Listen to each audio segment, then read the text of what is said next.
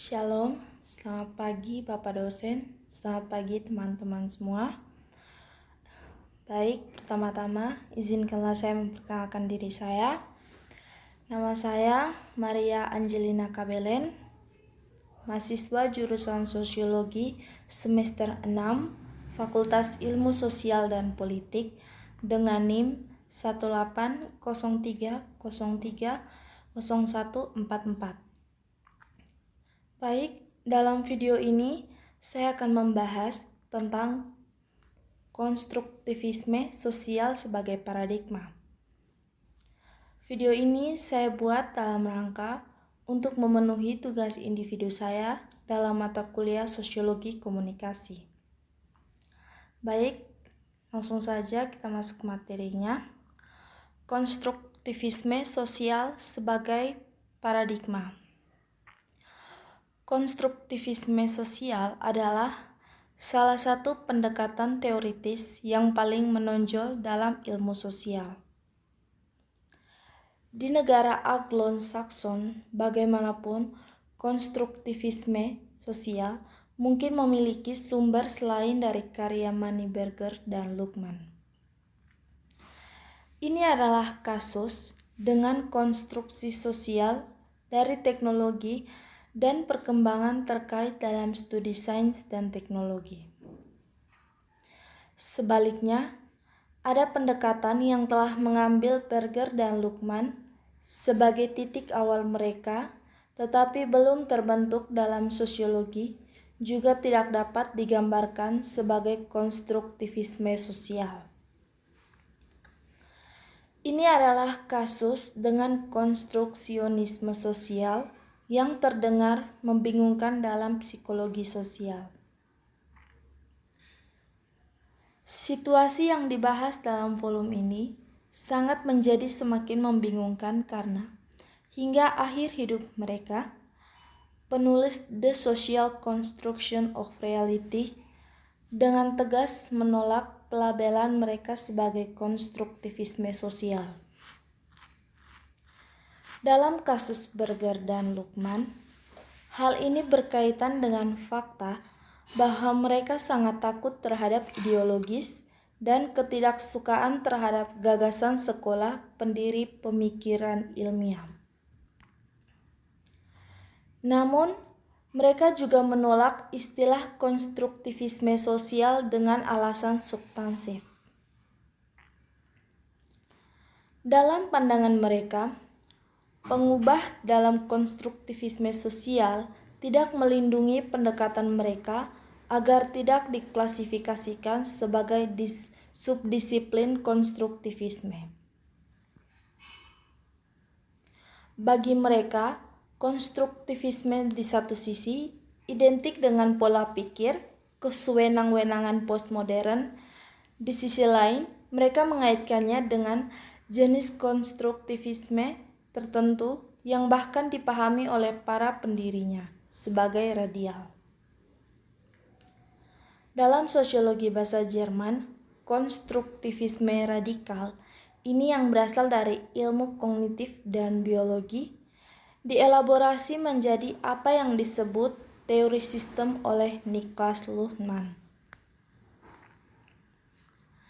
Self-distancing Berger dan Luhmann dari konstruktivisme juga disebabkan oleh fakta bahwa mereka tidak menganggap teori sistem yang dikembangkan dan dengan cepat menjadi terkenal pada tahun 1970-an sebagai versi konstruktivisme yang tidak memadai terhadap pendekatan mereka sendiri.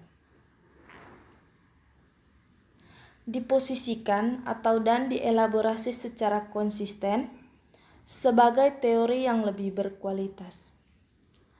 Karena teori sistem Luhmann juga memiliki titik awal dalam fenomenologi Edmund Husserl. Opsi ini tidak akan sepenuhnya dibuat-buat, meskipun Berger dan Luhmann secara eksplisit mengurung pertanyaan epistemologis dari risalah mereka. Keputusan terminologis penulis yang mendukung konstruksi dalam The Social Construction of Reality yang dimaksudkan untuk menandai perbedaan antara konstruksi dan konstitusi. Oleh karena itu, konstruktivisme sosial jelas merupakan konsep tandingan untuk sebuah konstruktivisme subjektivistik. Karena itu, pertanyaan yang terkandung dalam judul The Social Construction of What muncul terutama ketika dasar dari konstruktivisme sosial ini sebagian besar diabaikan. Ini tidak menyangkal bahwa tesis bahwa realitas adalah sebuah konstruksi adalah fleksibel secara interpretatif dan begitu luas sehingga hampir merosot menjadi disangkal.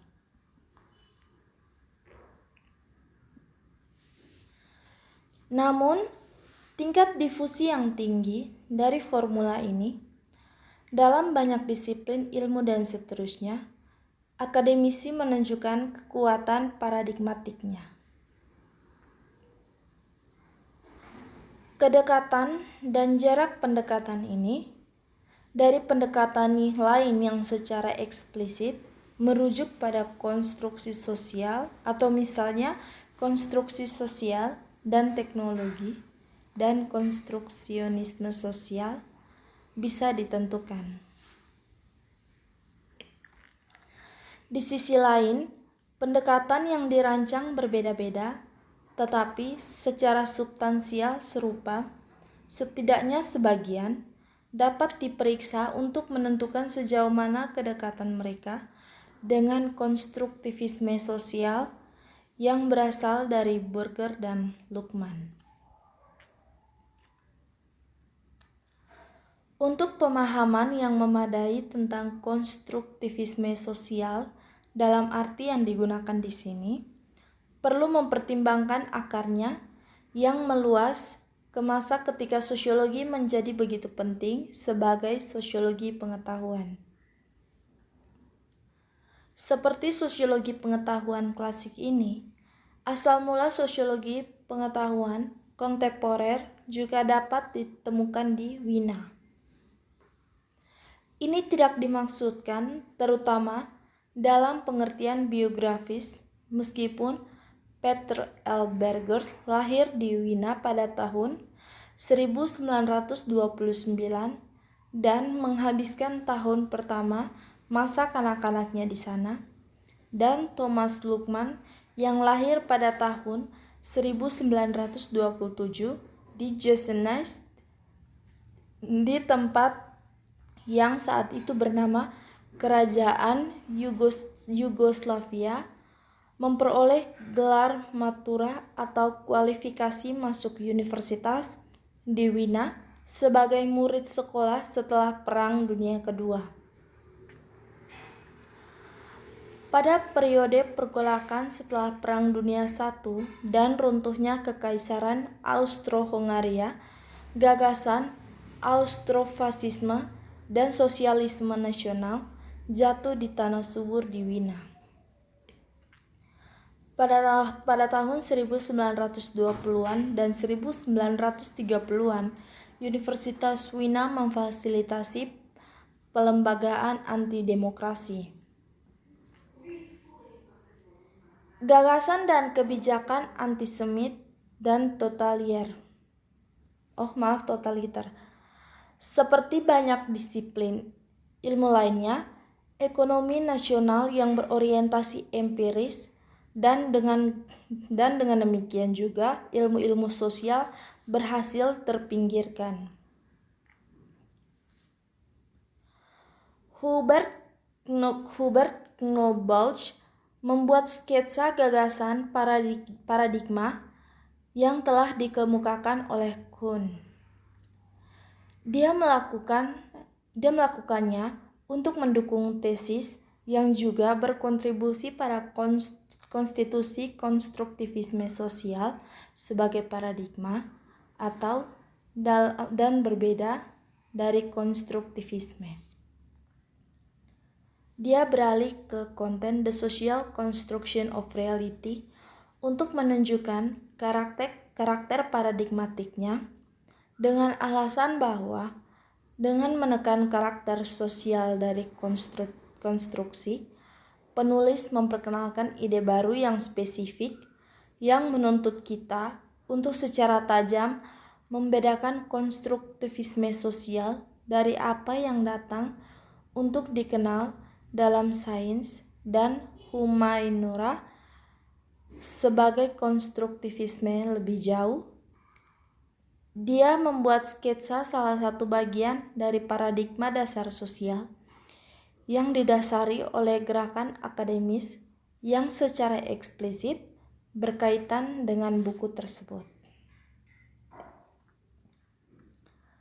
Dia berpendapat bahwa konstruktivisme sosial telah diadaptasi juga dengan cara telah melampaui batas-batas wacana dan institusi akademisi dan mempengaruhi wacana publik hingga hari ini.